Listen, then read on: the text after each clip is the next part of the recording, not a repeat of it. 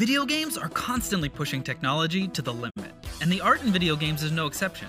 Things like elaborate physics simulations, seamless open worlds, complex animation systems, or destructible environments. These are tasks that require both artistic sensibility and technical know-how. And the people that can do both art and programming may sound like terrifying, imaginary space mutants, but they exist, and they're called tech artists. All right, let's find out what tech art is all about.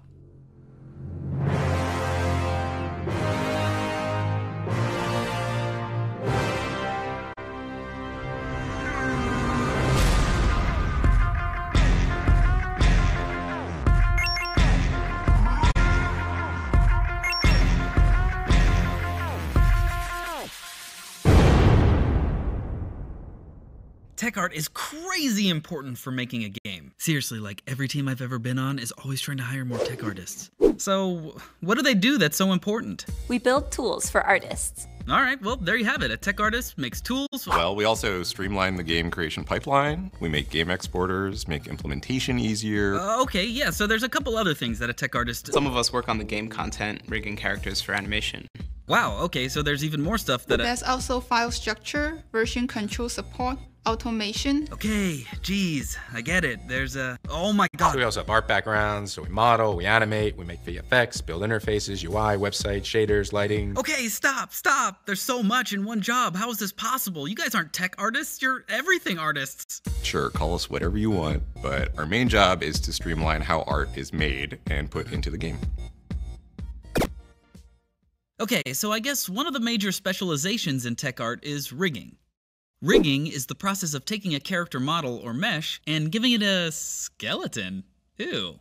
Why do you have to do that? When a character artist gives us a mesh to rig, it's stuck in whatever position it was created in, like a sculpture. It's our job to give it the ability to move.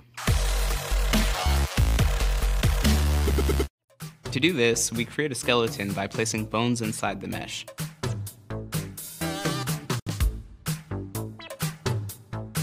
The bones influence different parts of the mesh, so when you move one bone, a part of the mesh moves with it. We adjust this by painting the amount of influence, or weight, each bone has.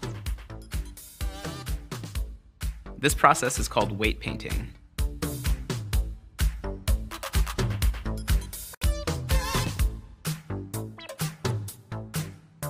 Weight painting can be a bit of an art because while we want the mesh to move or deform, we also want to make sure we don't create any odd results. Bones can be hard to animate, and we often end up with a lot of them in our skeleton. So to make things easier for our animators, we create a series of controls that move the bones in an easy and intuitive way. You can think of this like the strings on a puppet.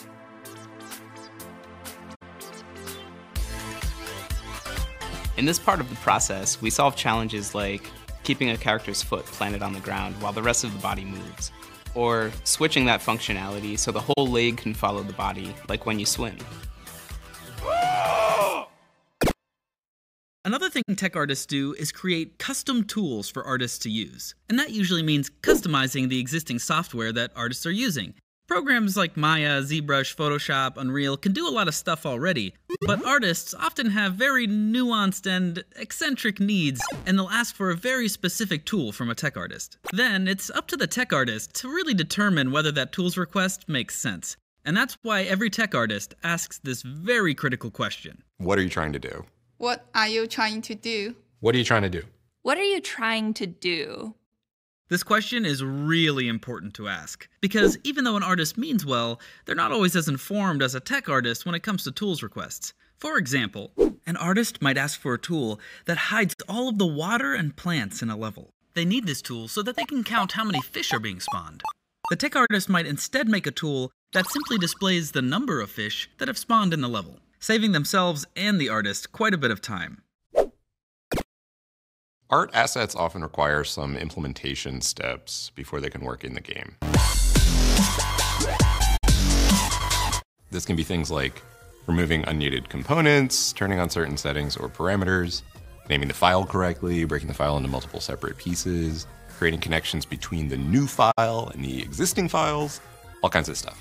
We help with those processes as well, building out the tools to reduce mouse clicks. Sure, a click doesn't sound like much, but imagine clicking on the same dialogue day in and day out. Confirm, confirm, confirm. Yes, yes. Always the same confirmations. Yes, update. Yes, export. Yes, load, always load. Please load. Load like last time. Load like yesterday. Load like last year. Just please remember what I always do. Making a game involves a lot of interdependent work. That means a lot of people handing a lot of files to each other. Even on a small team, it can be pretty hard to stay organized. There's a constant flow of files being created, edited, and handed off between teammates. This whole process is called the game development pipeline. Tech artists manage this pipeline. They help create clear channels, processes, and tools that help developers exchange files in easier and more organized ways. Let's learn some of the ways they do that. One of the biggest organizational challenges of making a game is that tons of people are editing the game at the same time. It's easy to accidentally delete, misplace, or overwrite files. For this reason, game teams generally use some sort of version control software.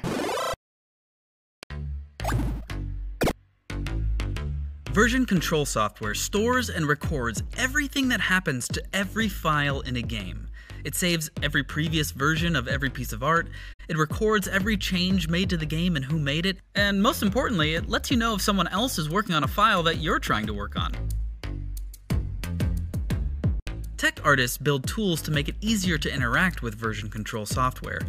Otherwise, it can be overwhelming and tedious for an artist. Another organizational challenge that tech artists have to manage is how to name files and what folders to keep them in.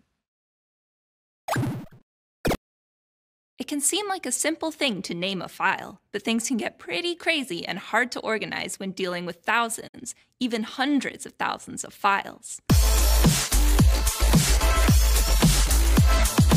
When working on a game, we have to finally retire some of our more inefficient naming styles.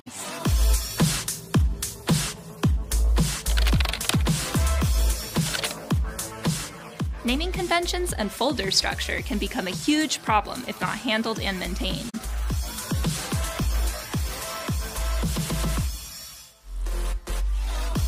Tech artists build the structure and build tools to handle mass renaming when needed.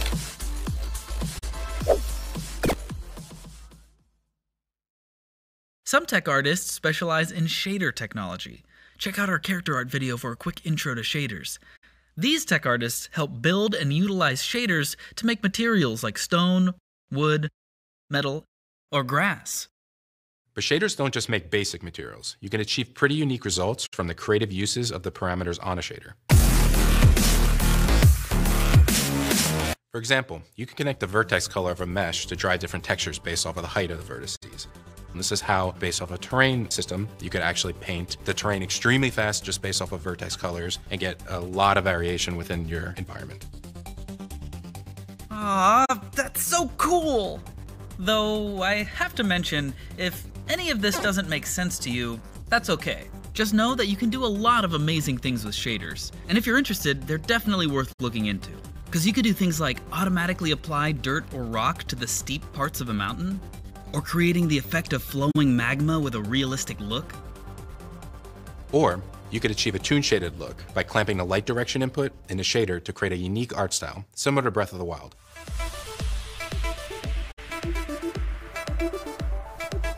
Okay, that's pretty cool. Do tech artists write all the code of a shader? Tech artists might write the shader code or work with an engineer to help figure out what the shaders need to do to support the art. In either case, tech artists help influence the look of the art and teach the artist how to use the given shader parameters. Another specialization within tech art is simulation. Simulation could probably have its own series of videos, but basically it's using math to simulate the behaviors of materials and physics. These would be things like cloth, hair, ragdolling bodies, water, mud, lava, burning stuff, goo, cereal? Okay, I think you get the idea. And unfortunately, it's time to wrap up this video. So let's look at all the topics we've covered. Tech art has a lot going on, but don't let it intimidate you. If you're interested in any of this stuff, just know that it's all learnable. Speaking of which, let's get some advice from the experts. When I graduated, I drove out to California from Philadelphia, and I was living on a friend's floor, trying to apply to places, and I could not get a job. But all the while, still applying to places at night, working on my demo reel, and taking that feedback that I was getting from places that would turn me down. You need to get yourself ready to learn new things. You can understand how the syntax works in Python or how to write a sentence in Python, but it's better for you to understand the fundamental of programming, and then you can actually translate those principles back into a different language or even something different in the future. I was between two worlds and it felt like I had to make a decision. Like, I liked to program and I liked art. It wasn't immediately apparent to me that I could just continue to kind of straddle the line between those two and turn that into a career. I thought I had to, be an artist or be a programmer. Turns out there is this role, which is, technical art, where you get to flex both of these muscles in a really cool, visible way. One of the most challenging parts of being a tech artist is having to context switch constantly throughout your day. For instance, one moment an animator might come up to you and they have a bug in their tool, and the next moment a modeler might come up to you and they'll have this awesome new feature request that they want implemented. And even after that, you might end up talking to an engineer about something. You'll have to be able to be quick on your feet so you can pivot what you're thinking about and what you're doing constantly. So the best advice I can give is go download one of the free engines that are out there. I definitely would recommend Unreal. There's tons of tutorials that are out there, and the best part about learning a game engine like Unreal is you learn how to make a game. It's applicable to any other engine that's out there, be it a custom engine that a company is going to be using, or one of the other off-the-shelf engines like Unity. It will teach you all the ins and outs to making a game, and it will allow you to inject anywhere you need to, and that is what is extremely important about being a tech artist, is understanding how games are made and what you need to do. It's important to recognize that you are going to fail, and it's not always going to be easy. But if you keep your head up and you keep trying, you will get through, you'll get into the industry, and you'll make it.